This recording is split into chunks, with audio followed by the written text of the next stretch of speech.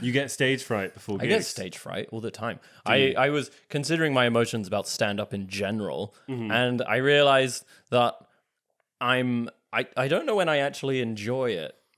Or, Right. You know, when people are like, oh, I feel so happy when I do my thing, which I don't know if those are the actual feelings I have in the moment. Yeah. Or whether but on reflection, I have good feelings. Right. Do you know what I mean? So now I look back on my gigs and I'm like, wow. But on the day, I'm like, oh, I should be, prepping for the thing. Just before I go on stage, I'm like, oh, I hope this works out. When I'm on stage, my adrenaline is going so high so that I don't think anything. Yeah. I'm just blank. And then when I come off, it's relief. Yeah. Where's the happiness in there? Yeah. There's no People happy are like, feeling. It's just big adrenaline hits and relief come down from that. When people are like, yeah, we're so lucky we have the best job in the world, I do sometimes think like, oh yeah, which part of it is the best job in the world? Because quite a lot of it has quite a lot of stress attached to it. But this is also like when I talk to people with kids as well. I'm like, when they talk about because they always say like for wellness you've got to be in the present moment. That's how you feel good. If I talk to parents, the present moment is always terrible. Right. The present moment is really, really bad. But then on reflection, they're like, what an incredibly meaningful experience to have. And you're like, well, Right. yes, but happiness had nothing to do with any of that, did it? Because most of it was being tired and being stressed and mildly annoyed and irritated and doing sort of admin that has to be done day in, day out, forever, relentlessly, and then getting peed on. And then you're like, so which bit is the great bit? I think you be in the present moment, like even beyond the thing that's happening. You're like, yes, my child has done a shit on the floor, but inside my head, everything's the same as it's always been. I'm just breathing, I'm mopping up poo, but that's not really happening. I'm just in my brain. My children aren't real. I imagined them. I think that's what the parenting books say. I think you're right. At the end of the day, your children don't exist and are an illusion. The solipsism, it rules. If they die, You are God. if they die, you can get another one. This is true. You actually can. You can. You can. Well, most people can. Oh, sad. You're just you made me thinking have about to. people who can't have children. Yeah, you were it's quite- sad about it. Yeah, sometimes I'm sad. If they want them. If they don't want them, then I'm not. If they don't want them, then I'm like, well, that's convenient and appropriate, Yeah. I guess. When were you last sad? Just now. Oh, you saw it live. Oh, yeah. I forgot that. I had the knowledge of people who had unable to have kids or had dying kids or dead kids. Yeah. Anyway, subscribe. Subscribe to the Subscribe if you Fleapit. want to feel happy. Come listen to our podcast. I shouldn't have had that second coffee. I feel mad. I feel anxious now. I feel like I'm gonna have a panic attack. Oh, is that why you were saying you were feeling nervous? I 'Cause think so. You've had too much caffeine. Yeah, I can't handle It's it. funny that you're like a big, strong boy, but you can't have like any amount of coffee. You're so sort of. That's right. Have some more. Have the rest of it. I feel awful. More. Well, I feel my the hierarchy of needs for me is politeness is much higher than my need to not feel insanely anxious. And what part of you downing your requesting a coffee and downing it was politeness? Well, I didn't want you to feel like I was wasting your coffee granules. Okay. Yeah. Now they're all in here. Unwasted. They're all in there, being put to negative use. Yes. Yes. Well, I think my anxiety, I think sometimes it also comes with incredible power. I don't know if that is anxiety then. No, I'm scared. How does your anxiety make you feel? Powerful, like an unstoppable beast. No. I'm like the Incredible Hulk, what but you with are- chronic anxiety issues. Right. It's like Hulk smash. That's me. The incredibly worried Hulk. Exactly. Right. I'm having a panic attack. I don't know why we're talking about what we're talking about. You're gonna have to lead this. Welcome to the Fleapit, everyone. I'm sweating. My co-host Luke has had 2 coffees and is having a panic attack. So I'm going to take the reins. We're reviewing today a lovely film which I just said because I'd forgotten what it was. September 5. Or 5/11. September 5. 5/11. Not September 5th. Or 5, yeah, 5/11. 5/11. Before 9/11. You thought there was 9/11 was 5/11. bad. This one's 4 less. This one's 4 less. It's still pretty yeah. bad, actually. And to be fair, I would say the events of 5/11 are at least 4 less bad than the events of 9/11. At least. So we'll get onto that soon. But we don't know the scale. It goes up to 11. I know, 9. 11, no, it goes up to 31. It goes up to 31. That's the worst terrorist attack ever, is 31/11. No, 30/11?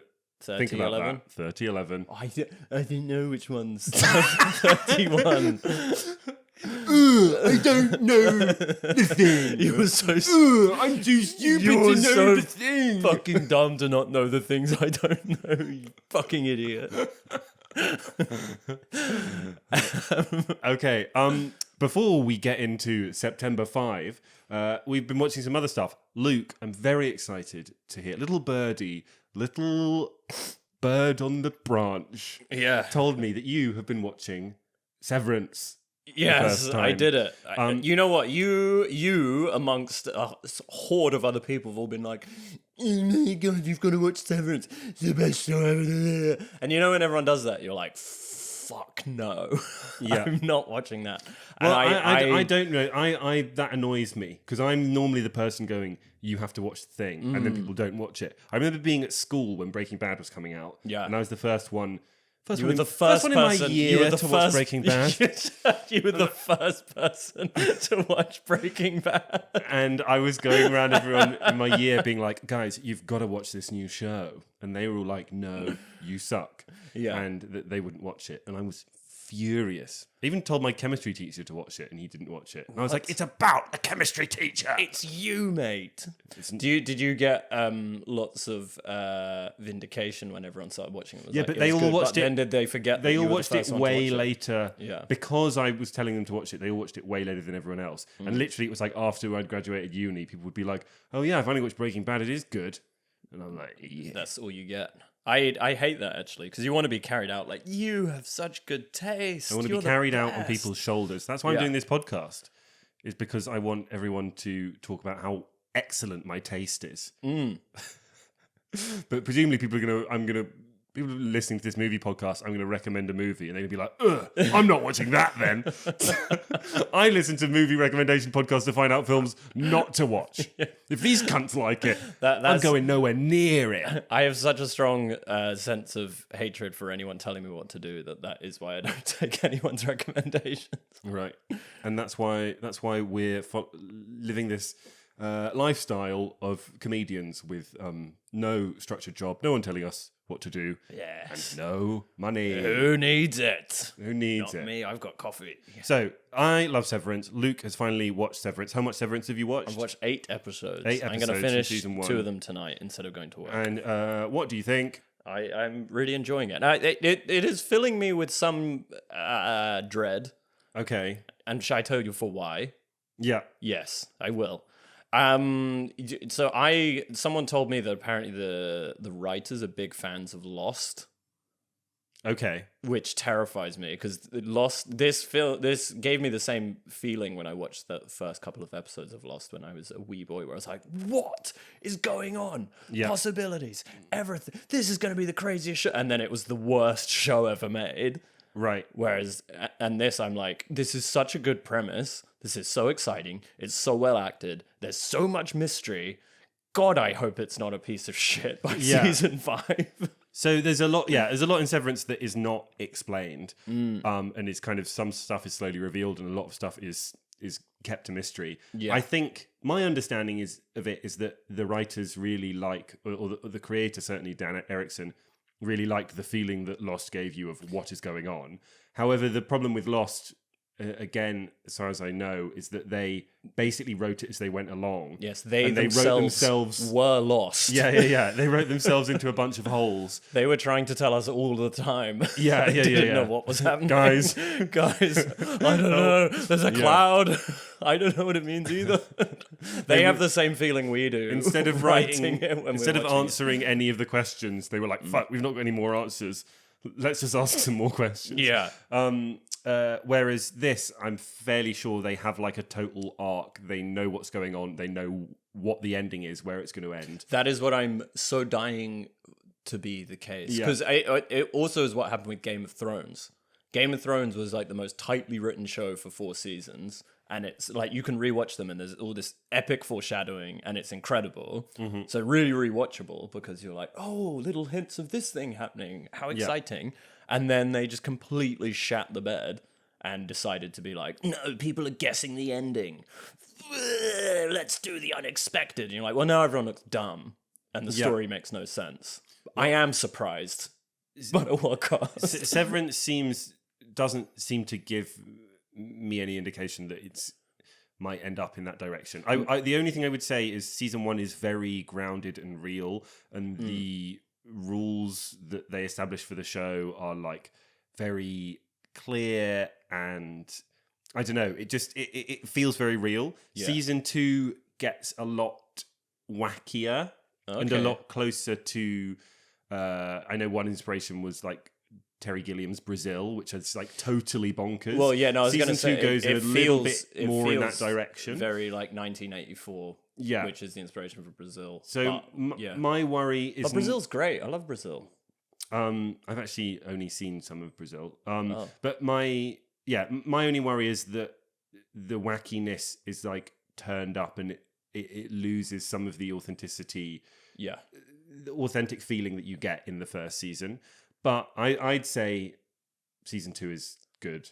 Basically, it's such a good show that you get worried. You know when you start dating someone and they're amazing, and then you panic that every time you text them, they're not going to text you back and they hate you and they want to break up with you. Is that how you Severance feel is so 5 years into your relationship? No, I've now been in my relationship long enough that if my girlfriend was like, I'm breaking up with you, I'd be like, what?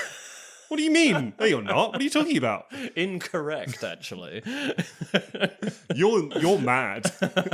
Shut up. And she's like, can you stop telling everyone you go out with me?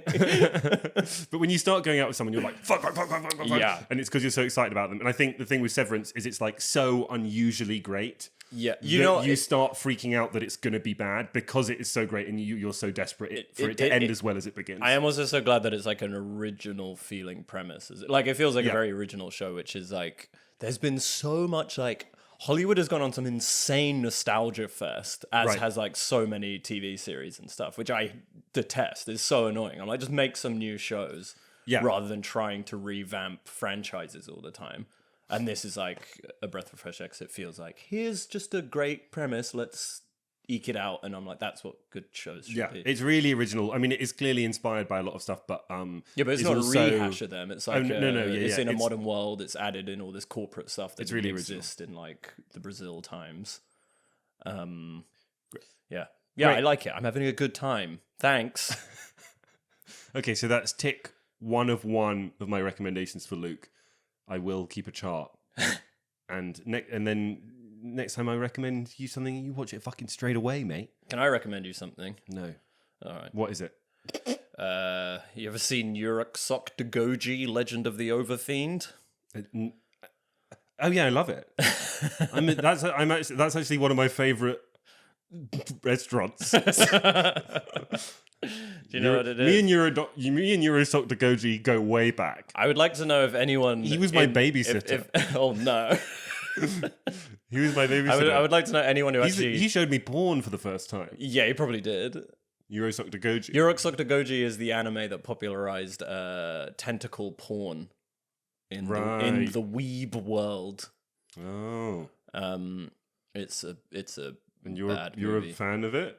Well, I watched it as a child. You watched tentacle porn as a child? Well, it's not technically porn. It's anime. You know, anime is like awful like that. But I remember watching it. Is it anime or is it hentai? No, it's so on the line. Because it was before hentai was like a really, really established genre. It's before anime, there was a whole porn offshoot of anime. Yeah, but it was suddenly like, I think it was the one where they were like, oh, tentacles in cartoons? Right. Yes. But it's not, it was pre-definition. So it was just given an 18 rating rather than a pornography rating. Right. Anyway, I think it's like it made the list of 100 greatest cartoons on Channel 4 in like 2000 and something. So there you go. It's like 27 or something. Hot take to alienate half our listeners. All anime's bad. Anyway, moving on. I don't think that, but I think it's just easier to just take that as a general rule.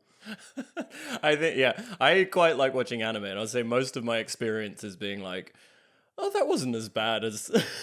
I know lots of people... as bad as it could have been. Some of them are anime, great. Some of them are great. And people will be like, oh no, but this one's different. No, you have to watch this one. Yeah. This one, honestly, this will change your mind. It's like nothing you've ever seen. Also, and you turn it on for 5 minutes and it's... all of the stereotypes that come with... No, but it's like, everyone's always like, it's not like the others. It's not like It's not like anime, how you imagine anime, and then you immediately turn it on and you're like, oh, it's a fucking schoolgirl. Why? Yeah. Why? Unnecessary. Uncomfortable. I tried to watch this movie Belle last year, which is like a digital reimagining. It's like Beauty and the Beast, but set in like the metaverse. Not literally the metaverse, but in like this cyber world. And it got amazing reviews. Everyone said it was great. And it was so shit. I actually didn't finish it, but I watched about 2/3 of it. And I was like, God. What do you make of Studio Ghibli? Studio Ghibli's pretty good. Okay. Like, I will give them that. Because some people find the stories incoherent, which is not wrong. They are like, the least incoherent out of your average anime. The Boy and the Heron Yeah. is like, which is Miyazaki's last film, I think, came out last year. I really enjoyed it. I mean, it is totally incoherent. You don't really know what's happening, but it is engrossing. It's a dream world. He's just like fucking splurting out these kind of psychedelic ideas, and you can feel an emotional core behind them, even if you don't understand logically what's going on, even if plot wise they're a bit tricky, Lynchian-esque. Yeah, I guess so. Although, but I think friendly. it feels. I think sometimes with Lynch's stuff, some of it can give me a feeling of like, what do you make of this then? What do you think about this person who's got no head? Hey, what do you think about this? Oh, we put a dwarf in this bit. Why do you think we put a dwarf in that bit? And I'm like, all right, Lynch, come on. Have a day off. I think there's like a wonder to Ghibli.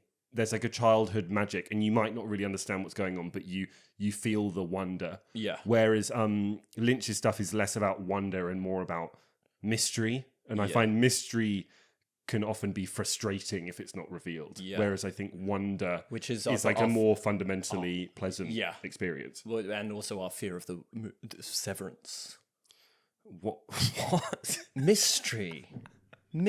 Our fear of severance. Our fear of severance getting bad. Yes. Okay, right. Mystery. To bring it back to what we were talking about. Yes, thank you. I'm trying to do a loop-de-loop. I saw a film this week. Me too. I want to turn this into a conflicting podcast. Okay. I'm going to see if I can get through one sentence. Yes. Sorry, you poisoned me with caffeine and now I have ADHD. You asked for a coffee. I know. I regret it. I watched a film this week. I saw Hard Truths at the cinema. That looked great. Thank you, Luke. I mean that seriously. I know. I'm just... I appreciate that. It's a new movie by Mike Leigh. I've actually not seen a whole lot of Mike Leigh's work, but obviously British director, very sort of naturalistic movies. I think I've seen Happy Go Lucky and Naked. But yeah, Hard Truths is a new film about a very cross lady. Oh, that's what it's about. It's set in London. Primarily about this black family, mum, a dad, and adult son. It's mostly about the mother of the family, and she is furious all the time. She hates everything that's happening. Every interaction she has in the movie pretty much is her shouting. She'll like be in line at a shopping queue and be like, "What the bloody hell's taking so?" And that's not her voice at all.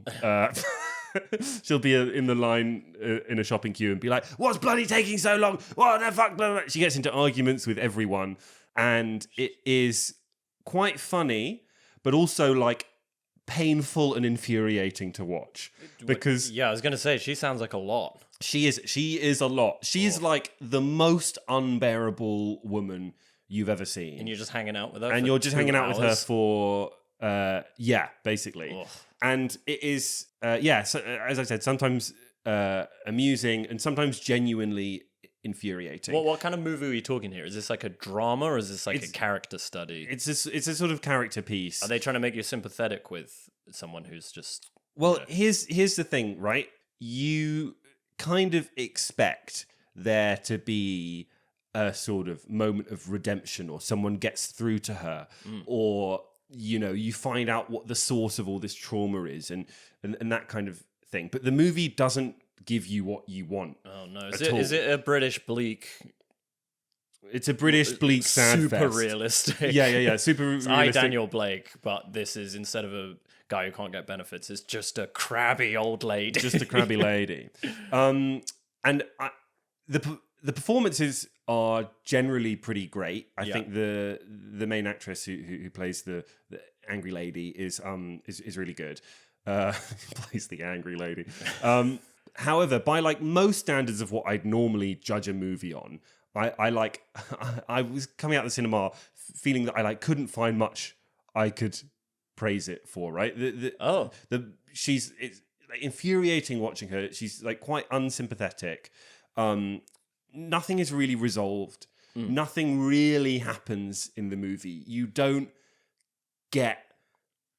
There's no really kind of satisfying moments. There's not really any character arcs in the film. You're just seeing this sad person have a horrible life. British people love this, right? They love this. This is England. Scum. Well, Daniel Blake. They love sad fucking...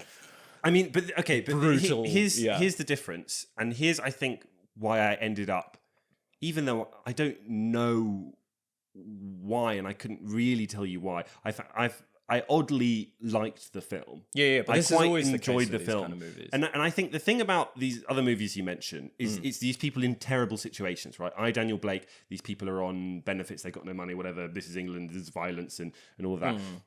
In this movie, there's not really any external conflict. There's not really any situations that they're in that are making their life worse.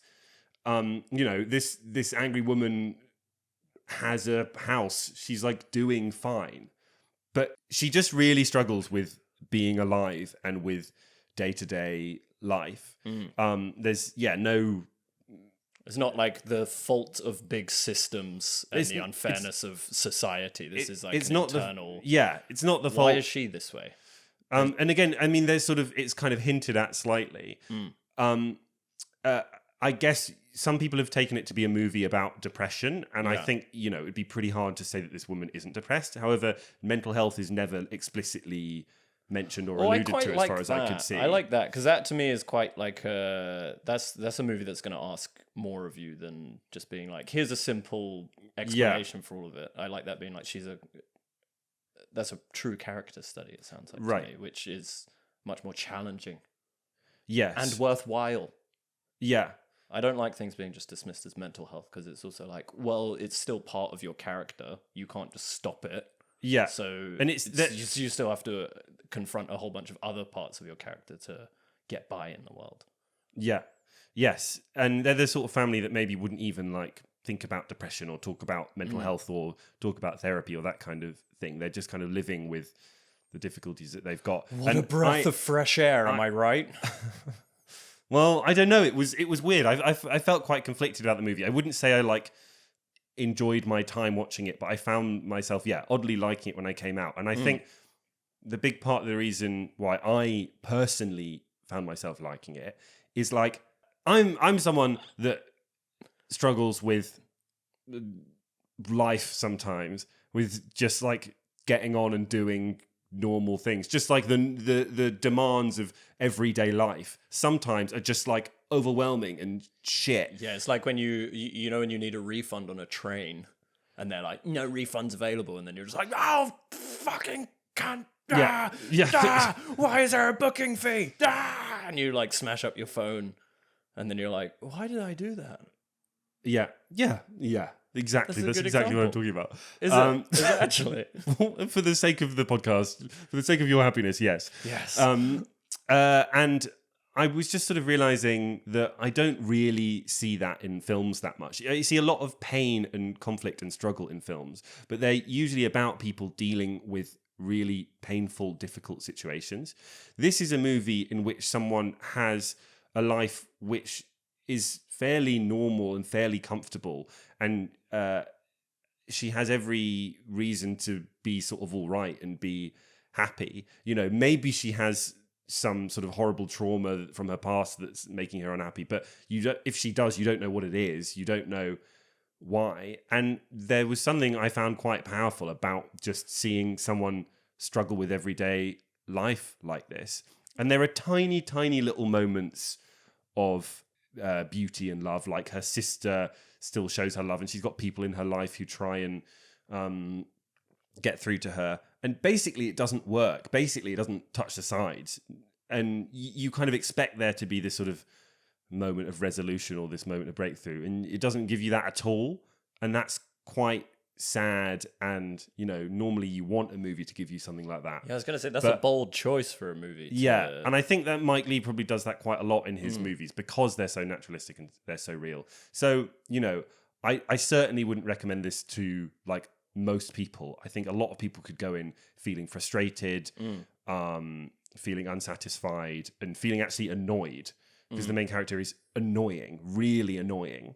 But I think it had a profundity to it, and I'm glad I watched it. That sounds great. That's what I think. Yeah. Well, it sounds now like... you want to make a fucking joke about that, Luke? I didn't. I sat so respectfully. That's all right. That's the last serious thing I'm going to say all podcast. Now should we get our... No, I think that's a very nipples important out. also for the modern condition. You know, we have such extravagant... Boring. Oh, God. You treacherous fuck. You treacherous fuck. Boring. No. Let me make a point. Sorry, I'm sorry. Let me make a point. No, because it is sometimes you're like, we have such wonderful technology nowadays. The standard of living is, okay, we're in global financial crisis, but the standard of living is astronomically high compared to 60 years ago.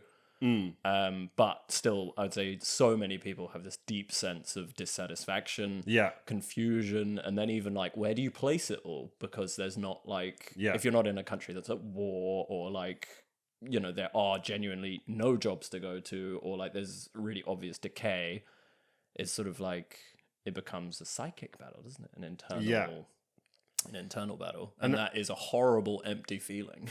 Exactly. And you don't even feel justified in your dissatisfaction because you're like, everyth's good.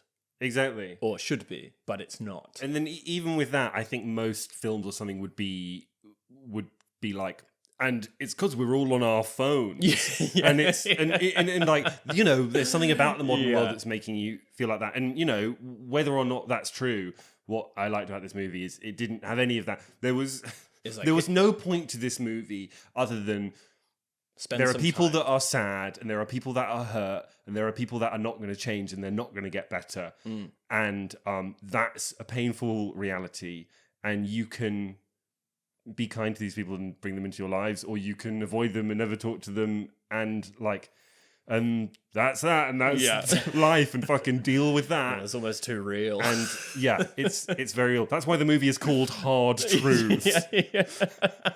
It's actually such a like on the nose name for a movie that's like so subtle. The movie that's like so subtle and carefully done. It's mad that they basically named it like big issues. Serious stuff. You want to hear about my movie? The only thing I'll say is the other day I said everyone over 80 can't do anything.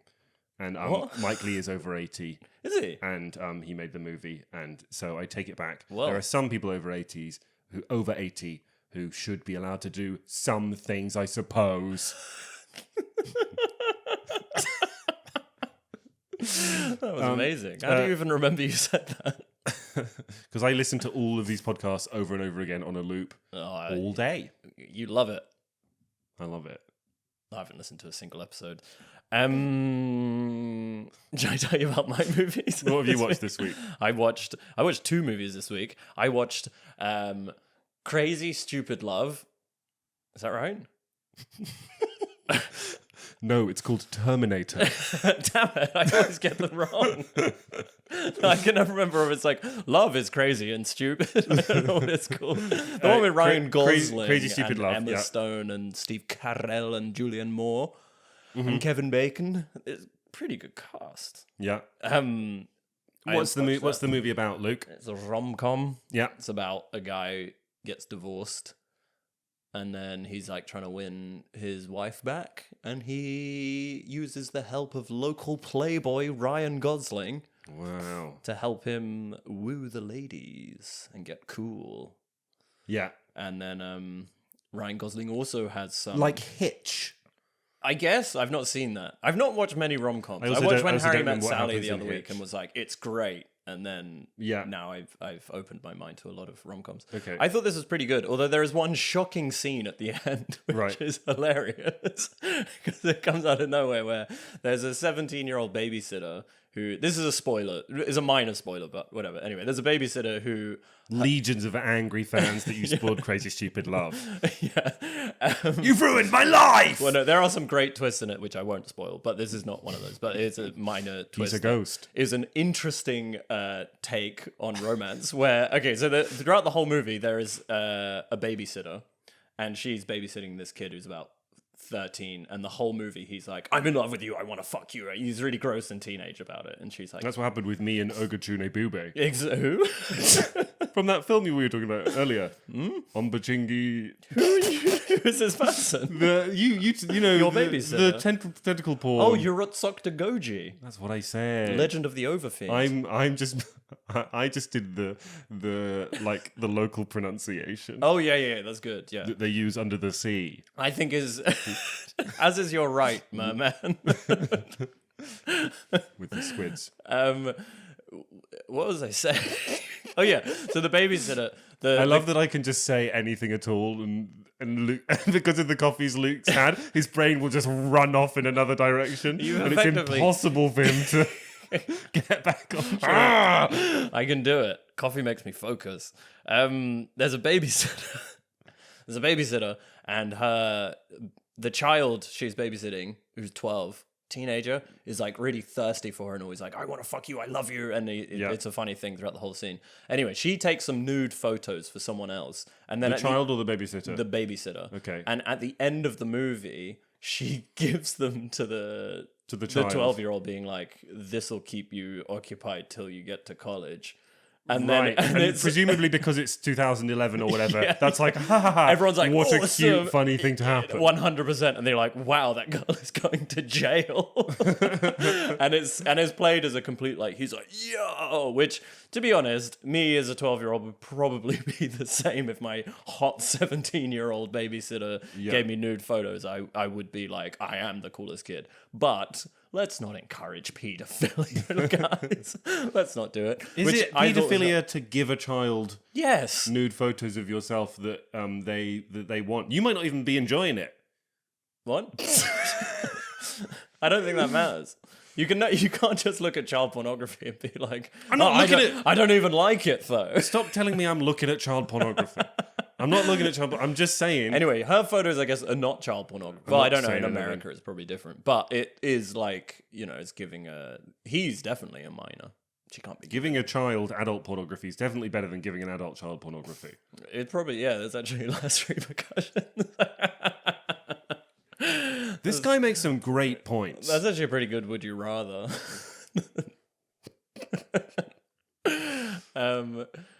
Anyway, so I thought that was an interesting take in the movie. Tonally curious. But then I was like, is this pedo propaganda? I don't know. But then I watched another movie this week, which I wasn't expecting to have any connection to this movie, but in some sense is also Pedo propaganda. pedo propaganda, yeah, which is Léon the pedophile, Léon the professional. Pedo propaganda was the working title of this podcast. Yes, it was. I can't believe we didn't go with it. I know it's already been taken. Damn it. Damn it. by Bunch of sexy kids, I bet. no, it's the new name of I forgot, what's he called? Jeffrey Phil. Epstein? Phil. Holly and Phil. Oh. Phil. Philip. What the fuck? Philip Schofield. Schofield. It's his podcast. That only took 1 minute and 30 seconds to get out of us. I can't even remember if he's a pedo. You know, there's so many cancelled people. You're like, are they a pedo? Yeah, there's so many people. I was listening to Armie Hammer be reviewed. He's a cannibal. Be interviewed on the Louis Theroux podcast this morning, and Louis Theroux's like, so what about you being a cannibal and you raping all these women? And he's like, I can't believe you want to talk about that. Oh my god, that's so dystopian. And I'm like, you know what, Armie Hammer? I really can believe that that's what he wants to talk about. I'm really not surprised that he's talking about that. Did you think he was going to come on and be like, so how did you play twins in that movie? How are you on the screen twice at the same time? How did that work? His mind's blown. You don't want to know about me wanting to eat people? No. No. Oh god, what profanity. How do you talk to yourself? You hand yourself a sandwich. Insane. Those right, are all, you were watching Léon the Pedophile. Yeah, okay. And so this was one of my favorite movies as a kid. I used to love it. When I watched it when I was about 9 years old, and I was like, this is the coolest movie ever. And spoilers ahead for Léon the Pedophile. I've not seen it. It is a good movie. Can you not spoil it? Well, there's not big twists to it, I guess. Okay, I'll try not to. Can you not fundamentally spoil the whole movie? Okay, I won't. Well, okay. The premise is this happens about 20 minutes into the movie. Well, I didn't mean just don't tell me like the end of the film. Okay, the movie plot is basically this 12-year-old girl who's played by Natalie Portman. Her family gets as a child or as an adult. She's a 12-year-old in real life and in the movie. Right. When the film was made, not now. Not now, no. She ages. You are allowed to fancy Natalie Portman now. You can fancy if you fancy Natalie Portman now, and you're worried you're a paedophile because she used to be a child. That's not how it works. Well, I did fancy Natalie Portman as a 9-year-old when I was 9 years old in this movie, and watching it now as an adult, I don't think she's that sexy. Really. But really, look, I'm coming. You don't think she's that sexy? I'm coming to this young child. I'm coming to this whole discussion we're about to have. Okay, so anyway, the plot of the movie is Natalie Portman's family get gunned down by corrupt DEA officers. The head of which is played by Gary Oldman, who gives a crazy performance and is really fun and twisted and horribly awful in it. And then she gets taken in by a guy who lives in her local building called played by Jean Reno or Jean Reno. Jean Reno Le Pedo. And he takes her in, and he turns out to be a hitman. Wow. And she's like, will you get revenge? And he's like, oui. Right. But there is also going to be a lot of sexual attention between us. So, okay, between Natalie Portman and right. How explicit? Not how explicit in terms of like cocks, but how explicit is the sexual tension? Like, is it like there is sexual tension between an adult and a child, and this is intentional, and I'm not denying it, or is it like you're watching it and you're like, is this supposed to be sexy? Okay, well, does he want this to be sexy right now? This is where the background of this movie being made becomes very interesting, okay? Because in the movie, Natalie Portman is the one pushing all of the relationship, and he says no the whole time. Okay. So it's like So what's the big deal, guys? She wants to fuck him. But then there's like a lot He sounds like a great guy. He sounds like a really good guy. Just this murders 12-year-old's people. trying to fuck him, and he's like, no. No. I'm like, wow. What is he, a saint? Yeah. It's like the Gandhi thing, where Gandhi was like, look, I'm sleeping in a bed with 12-year-old girls, and I'm not fucking them. Can you believe it? And everyone's like, Gandhi, this is great guy, but this is a wrong turn. This is bad PR, I'm sorry. Gandhi's like, I don't even understand. I don't understand. They're hot, sexy kids. I'm not touching any of them. I'm such a good guy. Can you not see how hot and sexy these kids are? And I'm not having sex I'm with them. fully hot and not doing anything about it. And I'm vegetarian. I think there are some people who won't like this episode. That's fine. Pedophiles, probably. Pedophiles. If you don't like this I thought these guys were on my side. We're actually going to come out as anti-pedophile. Yes. Where was I? Oh yeah. So the background. So okay. So she's constantly being like, "Let's get together or whatever," and he's like, "No." But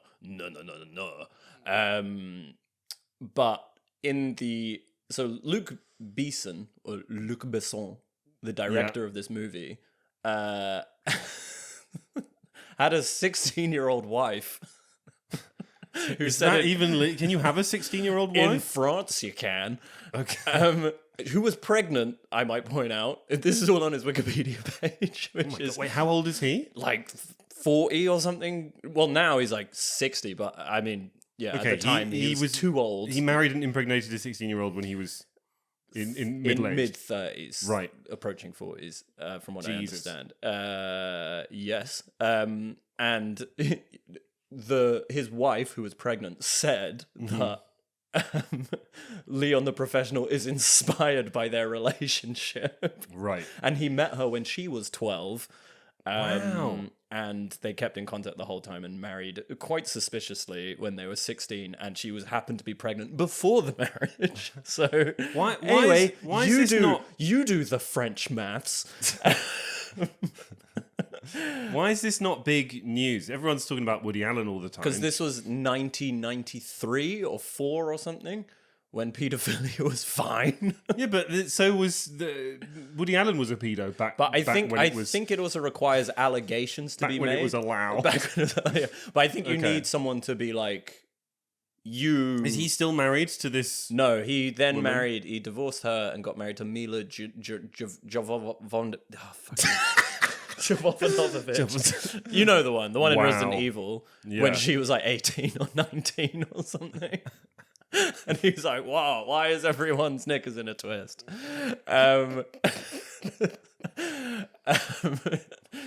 Anyway, what was very amusing was the original script I was reading on the internet. So you can look up sources. So I guess we have to say allegedly so, but it's on the internet. Was that apparently in the original script? So in the movie, Léon the Léon has. He's kind of like it seems like he has learning difficulties of some sort. Okay. Like he's very naive. He's very like he's an expert. He's almost like someone with severe autism, and his specialism is killing people. Right. So he's so good at killing people, but he has no social skills. He doesn't know how to open a bank account. He's being exploited in the movie by his handler. If there are any autistic people whose special interest is murder, write in. Yes, we'd love your perspective on this. Yeah. Anyway, so Natalie Portman's character is clearly the more socially astute character. So the whole way it's sort of like, oh, are they actually on a level despite the age gap because he has some sort of mental... Wow, so it really does sound like the movie is like a justification for pedophilia. Exactly. It's like, in these circumstances, it's okay. But what is hilarious is in the original script, none of that was in there. Right. And Luc Besson was apparently like, what? Why can't they just be together? And Natalie Portman's parents and Jean Reno were like, can we maybe change this bit so that it's not so like, just a hitman taking in a trophy traumatized 12-year-old who he then starts having a relationship with. Okay, so the claim is that the movie used to be just a sort of generic paedophile. Yes. And Natalie Portman's parents were like, can we not make this guy a bit more like mentally disabled? Yes. So that it's slightly less weird that he's a big nonce. Yeah, exactly. So he's not such a predator. Right. Although what? He doesn't I know this is quite controversial in the movie. Yeah, but I think even mentally disabled adults should not fuck children. That's pretty wild to say that. but that's my opinion. But I should say, in the movie, he doesn't actually make any advances on her. He does say he loves her at one point, but it's in a very, like, emotionally... it's like, it's not a come on, it's like... There were, like, 10 sex scenes, and the producers kept, like, ripping out the pages. Where's this gone? Luke Besson's like, the production is ruining my movie. They were like, we're going to film those scenes last, Luke. We just want to get everything in the can first. Wait, I don't use first name for him, otherwise, because he's got the same name as me. I don't like it. Coincidence? Look. Call him Look. I am Luke. Anyway, I thought that, and also what is doubly hilarious is that Luke Beeson's old lover is actually in the movie, who is one of his underage lovers who plays a prostitute in the first scene of the movie. Okay. Which is a hilarious Easter egg. It's really funny to be like, I'll put in my pedo Easter eggs into this movie. So this is someone who, wow. And Luke Beeson has never, as far as I'm aware, he's been accused of some minor come-ons to people, but never accused of paedophilia.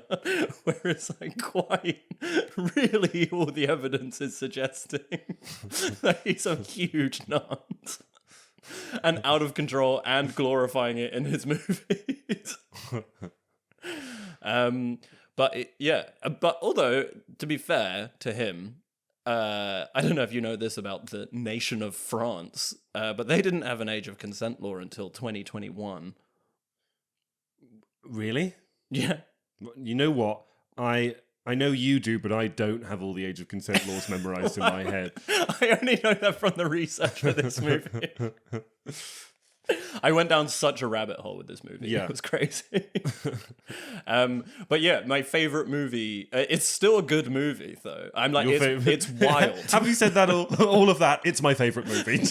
No, but just because I really like all the bits without the paedophile stuff in it. And it would probably be better without if they took all those bits out. I don't like those bits, but it's still my favorite movie because the other bits are good. No, look, it's still really well acted. Their relationship is actually. Oh, thank God! I was worried it might not be realistic portrayal of a paedophile. It's a wild movie. Like when you watch it, I don't believe that guy's a paedophile for 1 second. I don't believe this is a mentally disabled paedophile. But it's really weird watching it. I want my money back. I'll say bits I don't like is like Natalie Portman is sexualized in the movie in a way that is like and the I shots. do not enjoy that. I don't enjoy that. And I want everyone to know that I, Luke Chilton, not Besson. These are not the... This is why it's an interesting watch as an adult now versus when I was a 9-year-old when I was just like, wow, Natalie Portman's sexy. And now as an adult, I'm like, oh, why are they doing that shot of a 12-year-old? I don't like it.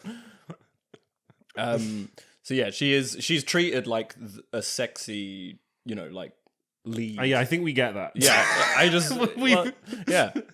But there are no sex scenes and they don't actually do anything. So it's sort of, I don't know, from that point of view, like, all right, good. And then actually it's a pretty good movie.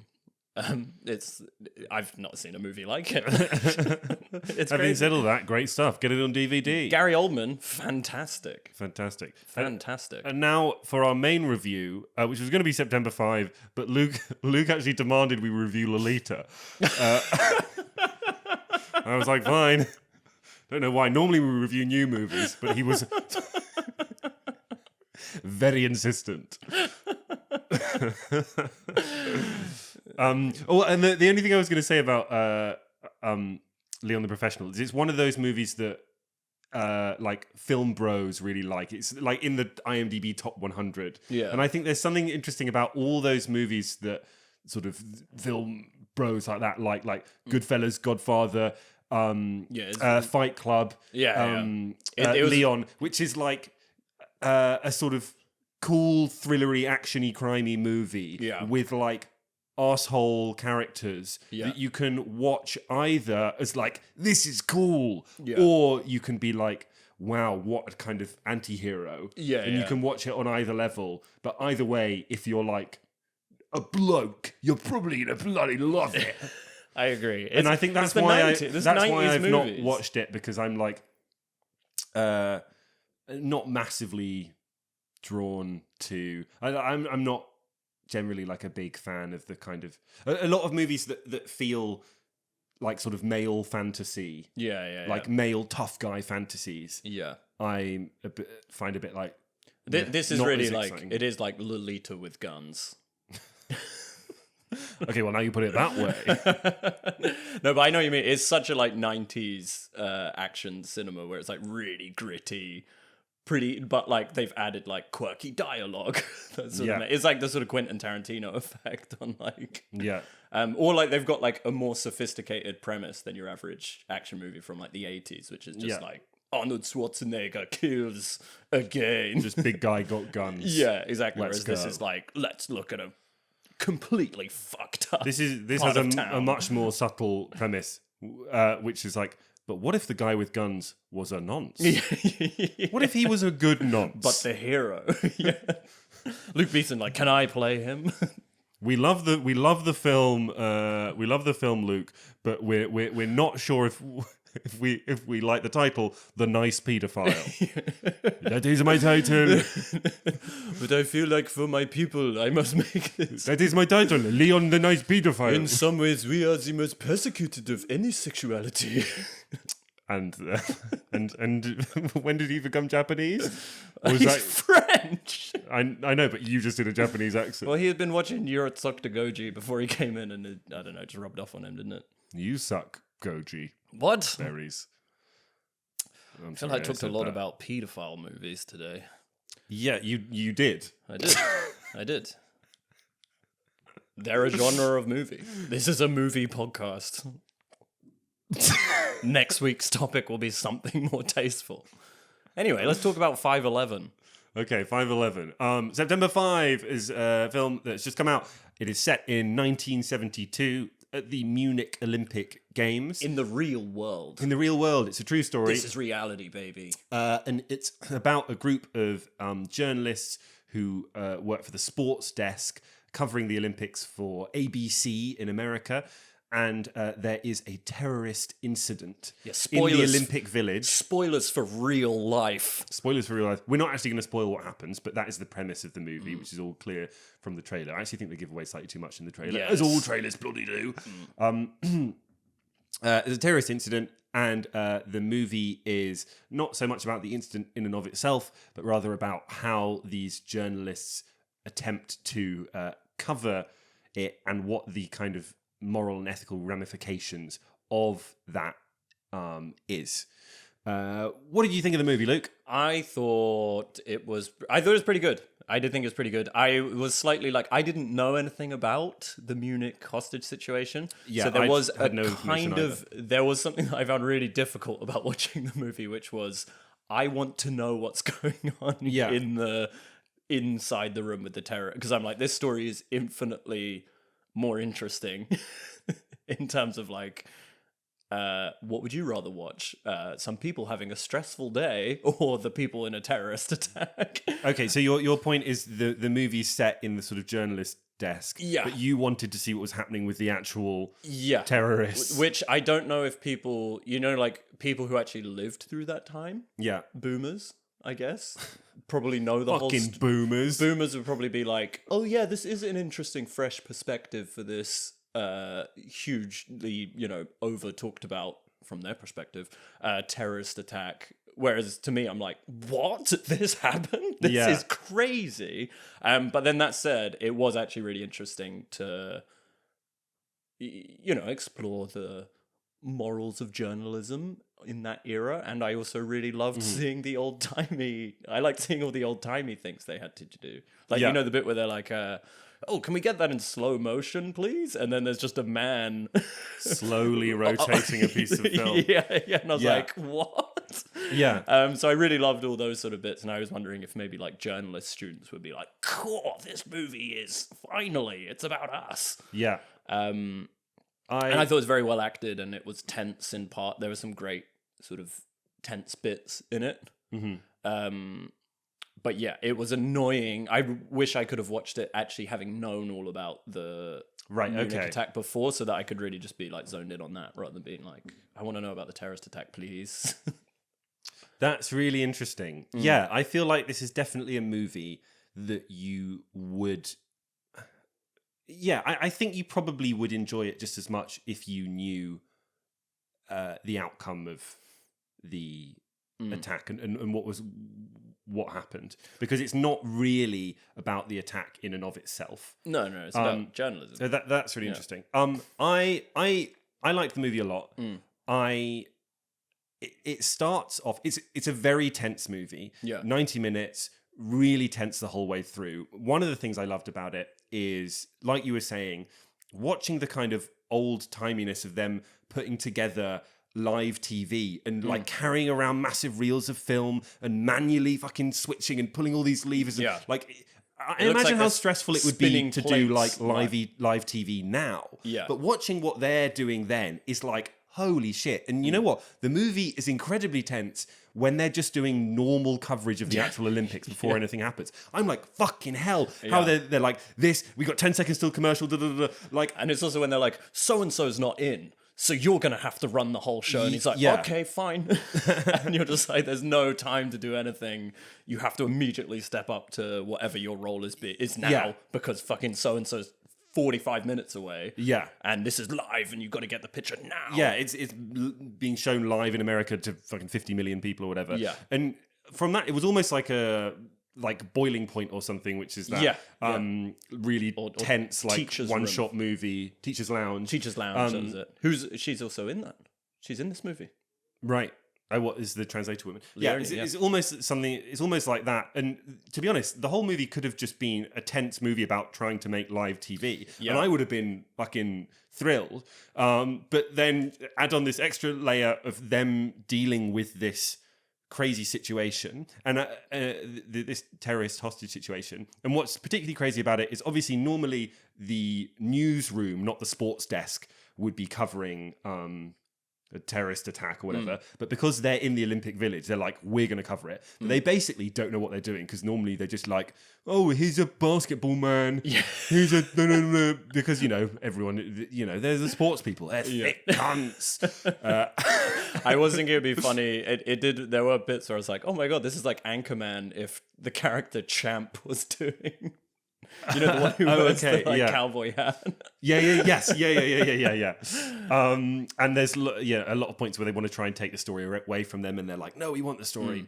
And it is very tense. There are some really interesting moments and interesting decisions about like, what can we show, what can we cover, like, could what we're showing have an impact, because they're covering this thing live, have an impact on the outcome of what's going on, and they're dealing with all these questions. And then there's also this kind of tension, sort of sometimes said, sometimes unsaid, of like, we're journalists, we cover things, and we just want to get the truth out there, and we want to like report the story, and it's journalists' sort of motto above everything else. And then there's like, well, maybe we'll get like a promotion if we cover this really well. And we'll get a big pat on the back. We've got to think about the ratings. And we've got to get good ratings. And, you have different characters that sort of slightly represent these different points of view. But it's done very like subtly. And it's not, characters aren't all just like, here's the guy who cares about ratings above everything else, and here's the guy who It feels very naturalistic. Real. And it real. wasn't like Juror 2 where they're like, here's the overbearing here's policeman. the silly one, and here's the very kind grandmother. Here's the racist uncle. Yes, yeah. You feel like they're all trying to get along, and they're sort of they are really struggling. They're all grappling with like the different pulls of different dynamics of journalism. Or whatever, which is great. It feels very real. Yes. Does. I would say it feels like it might build to a kind of crazy, exciting, mad climax, but because it is about real events and is trying to be very real, there's really only kind of moments of that, and it doesn't like... Well, it'd be interesting. But this is why I'm like, the movie would be so different watching it. I didn't know what happened in that terrorist attack, so I was genuinely like the end sort of 20 minutes. There's like a Is this a spoiler? I don't know. You're basically a big part of the movie is they don't quite know what's happening, and they're trying to figure out what they can say when they think something might have happened. And they make a decision and to report it one way, and then they're like, "We're not sure if we've got this right." Yeah, and that's all very tense. Yeah, and stressful. But then it's also like it doesn't feel like sort of overblown and Hollywood. I watched this with Laura, my girlfriend, and she really liked the movie. She was incredibly tense the whole way through because she also didn't know what's happening. And she was like, it's like if Argo was good. Because, Argo is this true story, but Argo's very Hollywood. Yeah. And this movie is not very Hollywood. Well, Argo it doesn't feel crazy story. It doesn't feel like super exaggerated. And so I think, if you are looking for a kind of real thrill ride that's going to blow you away, it probably isn't that. It's quite subtle. It's a bit like A Day in a Life. I'd say I think the comparison to like The Teacher's Lounge and Boiling Point and those sort of like I think that's sort of the closest kind of movie it is. Yeah, but even then, I think Boiling Point is over the top. Right? Yeah, Boiling Point is like, all this customer's having an allergy attack, and this person doing it's a little bit of the hygiene rating people are in. Yeah, this is like not doing this of being a chef rather than being like, this is actually the average day. Yeah, there's really like 3 or 4 moments in the movie where they're like, what should we do here? Yeah, and I think to the film's benefit that they don't try and up the stakes more than is realistic, but also it means I don't think I didn't come away being like, oh my God, blown away. Amazed by the movie. Well, to me, what was interesting was because it made me think of, if you've seen Nightcrawler with Jake Gyllenhaal, which is an exploration of the moral limits of journalism in itself, but it's very satirical and extreme, and the character is completely mad, and but I did come away from that film being like, the Nightcrawler being like, oh my God, like, and really thinking about what do journalists do, like, in that way. But it wasn't realistic in that sense. It was very much like a metaphor, I suppose. Whereas this is feels so real and almost, well, it's a documentary. I mean, it essentially is like a, well, it's not a documentary, but it's like a biopic. It's an event. It's a true story. Most of the characters are real people. I believe the German translator, female character, was not real because in the real story, everyone was a man. They have to have at least one woman in there, so that's really they made funny. up a woman. That actually makes the scene where he asks her for coffee even funny. I liked the movie. I thought it was really solid. I think the final point I'll say, the only other thing I wanted to say about it is the terrorist attack is a Palestinian attack on Israeli Olympians. And the kind of, Israel-Palestine thing felt like it was slightly glossed over in a slightly weird way. I guess, that's not the thing they're trying to talk about. No, at moments I did find that a bit distracting. So sort of like, wait, is there a charge message here of some sort? And then, but that's also like, what's really hard is like, then I was thinking, well, let's say in 50 years, are they going to look back and be like, oh, this movie is so clearly made in a specific era of time? I don't think it really comes across like that. It's just like, you can't help but draw certain parallels when certain events are happening at the same time, which I don't know. I didn't get that it was really going for any kind of message there. It's just that happens to be the context in which the movie was made, which was actually one of my points where I'm like, if it was a completely fictional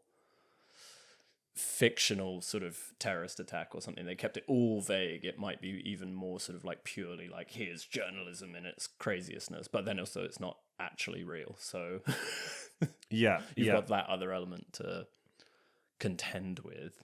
I think I've said most of what I want to say about it, but should we quickly get into spoilers? I guess. Okay, spoilers for September 5, starting now. They report that the terrorists are all alive, and then they're all dead. And then they're all dead. All Not the terrorists, the hostages. All of them. And the terrorists, I guess. All of them get killed. So they get it wrong. Yeah. Then also, I didn't know it's the first live coverage of a terrorist event. That's crazy. The first live coverage of a terrorist event, 900 million people were watching it. And although I did find it funny at the end when they had when they were like, everyone died in the terrorist attacks, and then the next bit is sort of like, and it was a really hard day for the journalists. When did they say that? They didn't say that, but that's how it read to me when they were like, 900 million people watched the thing, and I was like, yeah, but loads of people are dead. Like, yeah, which is one of the things I found a bit difficult because it was a real world event where I was like, oh, now I'm just like, shut up about the journalism. I All guess these people are dead. one thing, and this is a conflict still going on now. Yeah, in exactly the same kind of way. I guess one thing that the movie didn't even really, the movie was only talking about like how they should cover it. Yeah, but I guess another perspective is like, should it even? Well, they do mention it briefly, yeah. Right? Being like, is this is this? I think they say a line about the terrorists is this probably Black want September's story, not yeah, ours. Which is a fair point about, which is an interesting point about journalism. Well, also terrorism specifically, because terror is spread through the message, which is I don't know. I suppose if you have a complete suppression of an event like that, is it even terrorism? Yeah, I mean, even if you don't get your demands met, you're still getting your point out there. And then there's also the thing that there's that old clip of Charlie Brooker talking about mass shootings, which is about every time there's a big mass shooting, it's covered so much on the media that like the incidents of mass shootings go up because people are like, oh yeah, I could do that, and then they do it. And I don't know, I guess that's just a point about journalism more generally. But it was interesting seeing the decisions they had to make.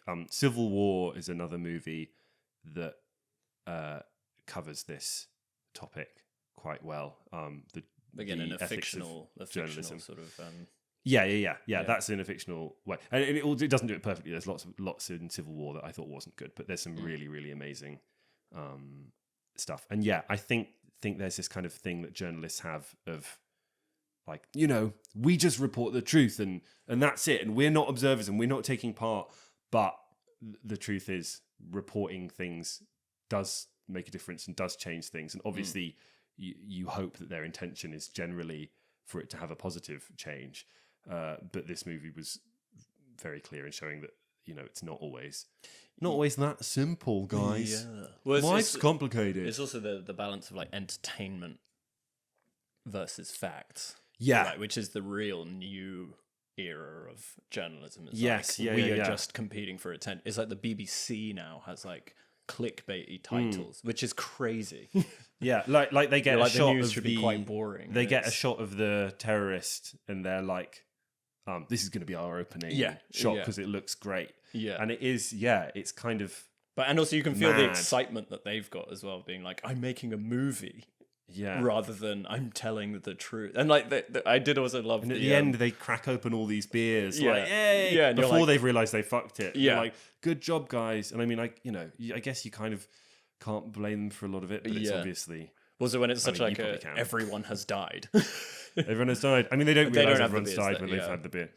But I did find they then find out everyone's died, and they're like, do we finish our beer? I mean, we shouldn't let the beer go to waste. Might as well have the rest of the beer.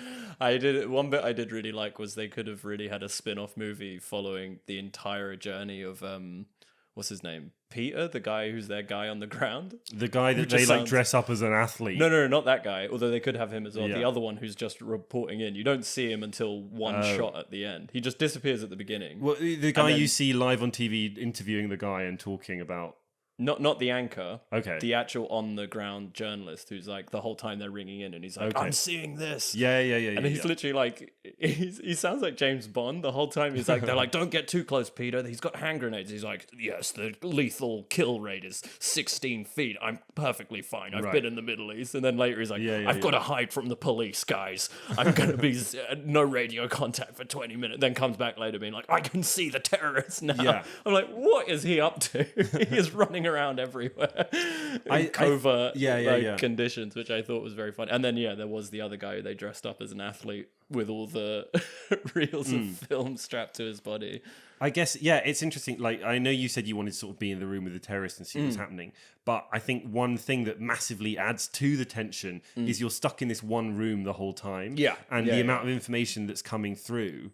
Like, there's a bit of tension is like, are these guys going to be in danger? And are these guys going to be affected because they're so close to the thing that's happening? But most of it is just you're like stuck in this room and these different things of information are coming through and you're like, what's real and when are we going to find out what's happening next? Yeah, you get it's a very like you get the feeling of being one of these workers here, and I think probably it sort of wants you to feel slightly that frustration because the people in that room want to fucking know what's going on in the room with the terrorists, and also it's like sending someone out with the most insane plan. Like when he's strapped the reels to him and he's like, "Oh, am I going to get searched?" And they're like, "No, you're an athlete," and you're literally like, "That is the most insane sentence you've just like." The likelihood they're searching people is probably really high, given that people with weapons have just taken over a building, having disguised themselves as punters. And it's just the certainty with which they're like, I'm sure it will work because they're just trying their luck. Which I thought was great because I just imagine that is exactly how it works. Also, so mad that clearly this, they didn't have much experience with terrorist attacks and stuff, that during the reports they'd be like, anyway, the volleyball's still going on, and they just cut to some volleyball players who are just carrying on even though they're Olympians being fucking taken hostage. And they're like, should we maybe pause the games? No, let's just, not in the middle of volleyball. Well, you could imagine also someone doing live reporting who's just only done sports when they're in the shootout, and he's like, oh, it's 2-1 to the Israelis, 2 to the Arabs, they've shot 3, oh, it's 2-2. And you're just like, oh my god. Such inappropriate commentary. I mean, and that is how they're used to reporting stuff, the sports people. But then, even the news people would probably be just as bad, especially these days. In how they report it. Anyway, good movie. It was decent. Yeah, I liked it. Hour and a half. I wouldn't say it was like a must-watch or one of my favorites of the year, but I think some really people solid, really interesting, very tense. I had a good time. Yeah, if you want to do some work experience in the journalism room of 1972, highly recommend this movie. I thought you were going to say then you can join my new newsletter, Pedo Propaganda. That's a difference. But please do join. We're an intimate community. Oh my god! Did I just say I was a paedophile on the podcast? It was a bit. I think you've said basically you've alluded to it multiple times. Whatever. Luke's not a paedophile. It's not true. I like hot, busty babes. I do. I love them. Lovely. Thanks for listening to the Fleapit. Email us, fleapitpod@gmail.com. Do our socials. Leave us reviews and everything. We're a new podcast and we need your help. Yes. So I'm going to beg. Please. And next week, we should also say if they want us to like review a movie. Yeah, if you've got any suggestions for weird movies or movies you just like us to talk about, we don't care. We'll watch any movie. Think about it. Obviously, in the future, we'll be so big and famous that we're not going to read or reply to any emails. But right now, you can get in early. Yeah. And we'll listen to you. And it'll be like when Taylor Swift did a small gig in Wales. Yes. Before she was famous. We're just like you. Who went to that. For now. I went to that. Yeah. You're that. We're Taylor Swift. Yeah, we're Taylor Swift. I'm going to be huge. What are we? Next week, Memoir of a Snail. Adam Elliott's new movie, guy who made Mary and Max. One of my favourite films ever. Lots of love, everyone. Camera's just died. Goodbye.